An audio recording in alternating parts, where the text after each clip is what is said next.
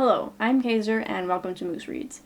Before I get started, I want to say that the opinions that I give here are my own opinions. They are extremely subjective. If I dislike a book, it is not a reflection on the author, and it is not a reflection on people who do like it. Different people have different tastes, and that's okay. Today, I will be reviewing His Birthday Wish by Elle Waters. This is a romance novella. The description says, "All Jake Crane wants for his birthday is for something to change. He's not expecting the change to come in the form of an incredibly handsome man showing up at his door out of the blue. He doesn't know the 6 feet of gorgeous standing on his welcome mat. Or does he?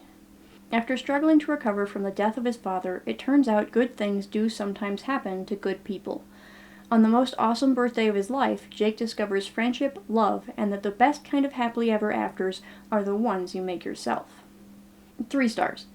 I suspect this will be another short one. I liked this just fine. It was pretty standard fare for a mistaken identity romance.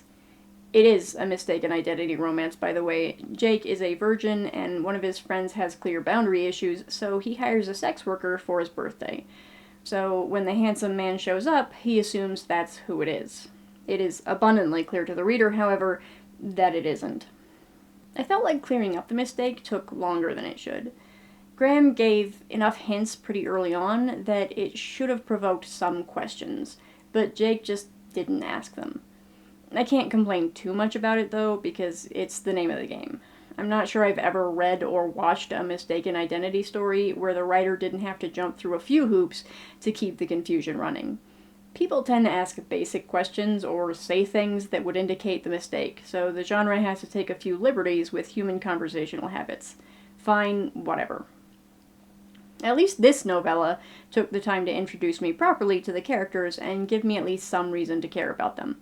I wasn't super invested still, but I enjoyed it well enough. Overall, I'm not likely to read it again, but I don't regret it either. It was a perfectly pleasant read and fairly short.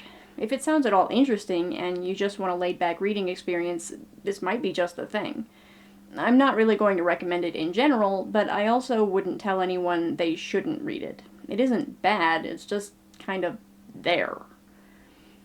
That's all I have to say about His Birthday Wish. If you like this video, I hope you'll watch more in the future. Thanks for watching this one. Bye!